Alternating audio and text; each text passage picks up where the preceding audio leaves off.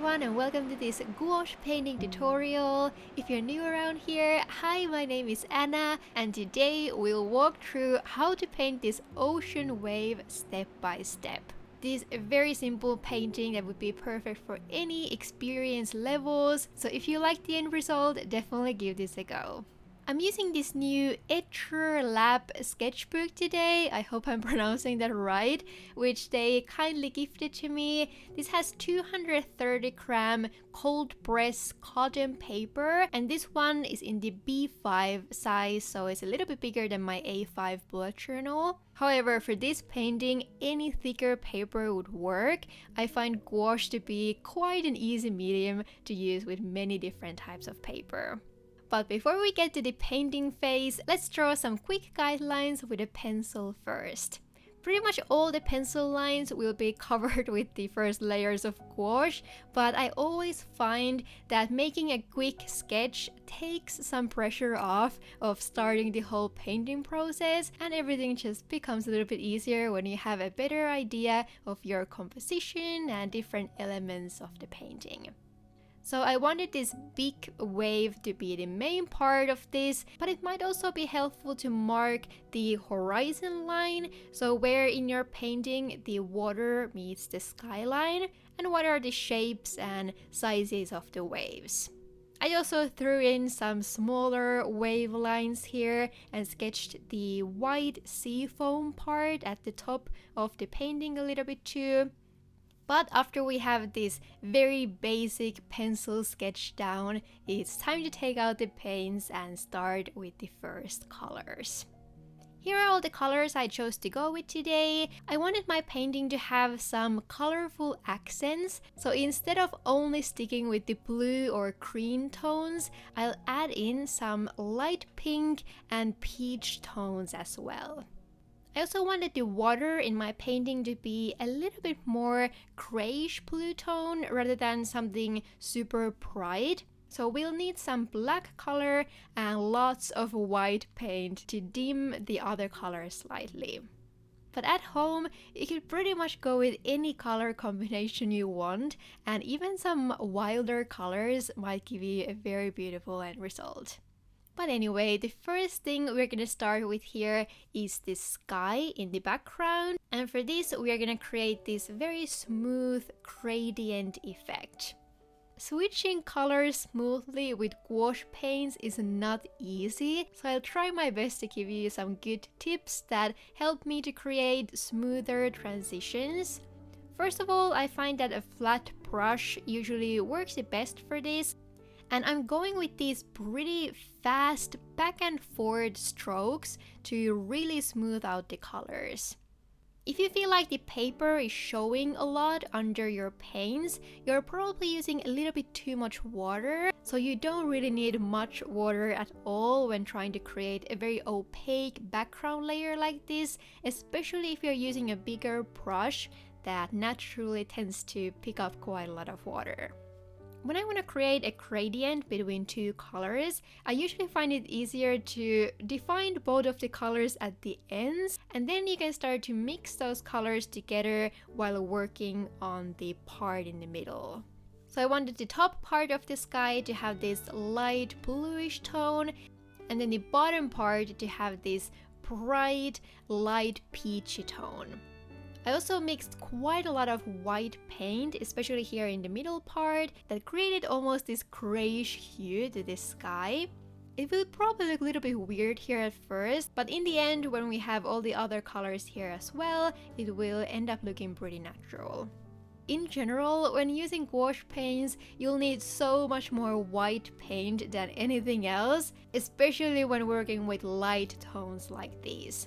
So just try to be very careful when using those darker colors. You really need the tiniest drop of them, because if you start with too much dark color, you might end up needing to waste a lot of white paint to get back to the lighter tones. But anyway, if you feel like the colors still don't look very smooth, what I did here is I cleaned my brush a little bit and used water and only a little bit of white paint, and I just kind of went over the whole middle part all the way to the top of the sky. So doing this will lighten the color slightly, and it also helps to smooth out everything even further. But after the sky is done and we have let it completely dry, we are ready to move on to the water part. So here I started with this medium grayish blue shade. You can change the tones and darkness later, so if you feel pressure of messing up these first few stripes, don't worry about it, we can definitely paint over all of this later. So I mixed a little bit of green, black and white paint to my Prussian Blue shade that I was using here, and I really like this tone of blue it created. But I also wanted to keep switching the tones here a little bit so that the water will have a little bit more variation and these different colored stripes.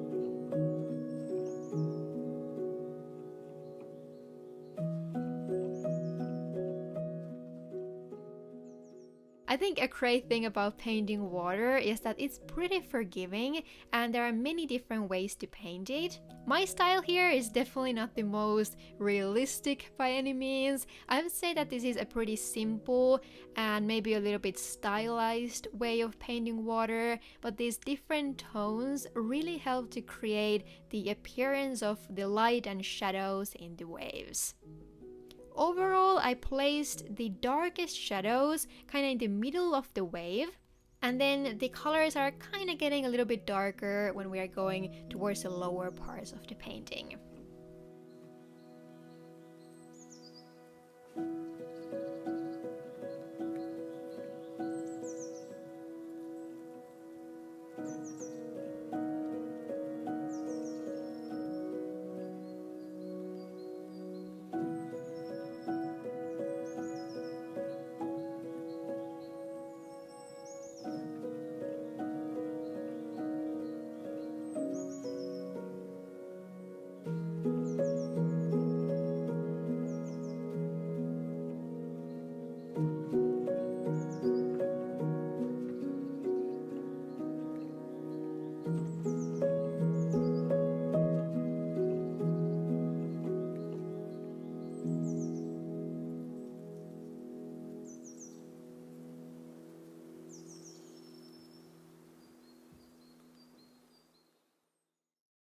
But after you have some of these first blue layers here, I wanted to start adding some of those peachy tones also to the water part.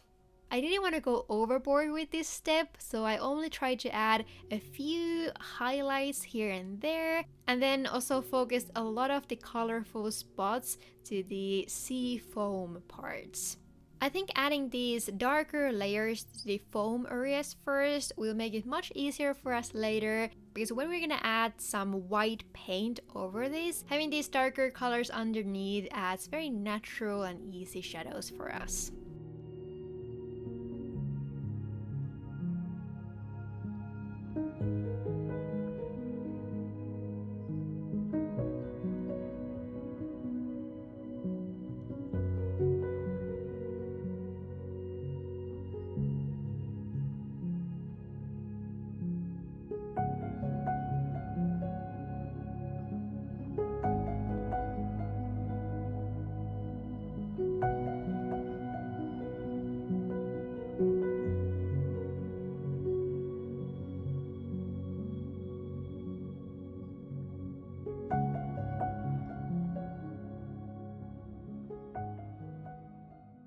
My main goal with this painting was probably trying to keep things as simple as possible. So it's always easy to get carried away and start editing and fixing every little detail in your paintings, but this time I really tried to keep each step very minimal and to the point.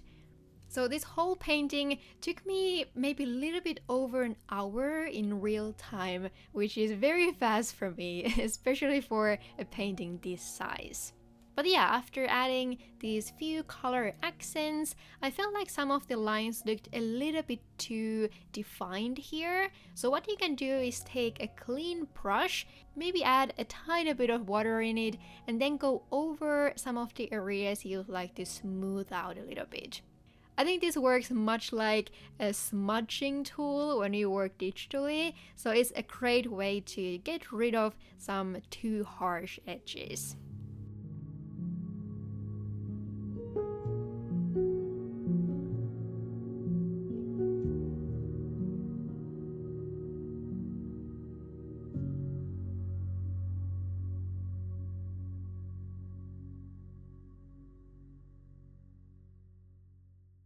But now we are pretty much done with the main water parts, so now it's time to start adding some white paint to the seafoam parts and add some final highlights as well.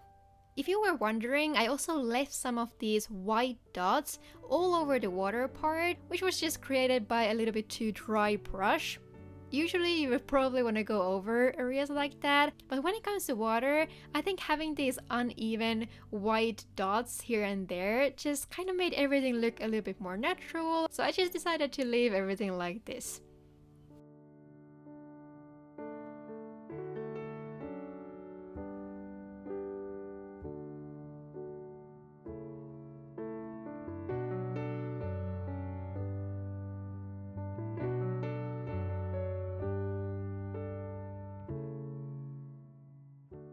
Anyway, the seafoam is pretty straightforward step, and I actually used a pretty dry brush here as well to get this almost messy texture that I just personally thought looked a little bit better than just tapping the white paint over everything.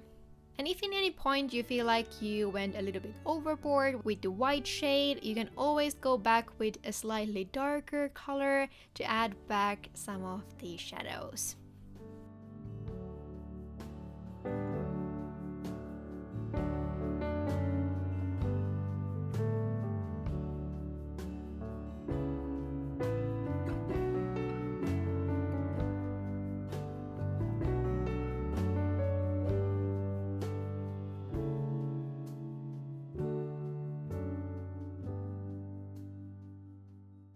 And then lastly, to add some final details to this painting, I took this super thin brush and started by making these thin white lines in the water.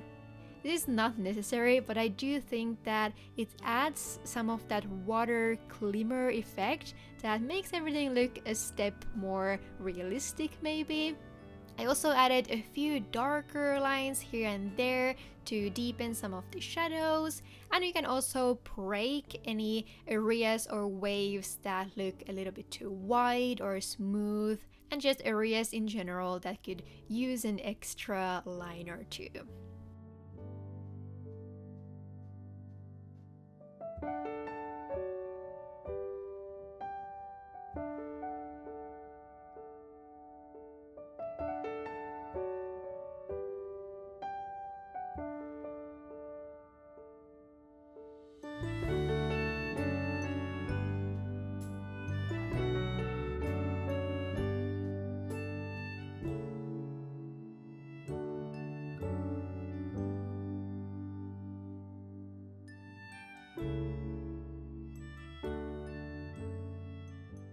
And then finally, I decided to add a little bit of more green or turquoise pops of color in a few places in this painting. I think it complemented the peachy tones very well and just added a hair more color variation in here. But after that, we are finally done with this ocean wave painting, and all we have left is to remove the washi tapes from the edges and reveal the final result. I really hope you enjoyed this tutorial and that you will give this painting a go. As I said in the beginning, you could really go with many different color combinations for this, so there's plenty of room also to experiment. And as always, if you'd like to see even more monthly tutorials from me and get some other monthly benefits too, definitely consider joining the Journal Away Patreon. All the painting tutorials are included in the lowest $2 monthly tier. But other than that, I guess that's it for today. Thank you so much for watching. I hope you're having an amazing day or night wherever you are, and see you in my next one. Bye bye!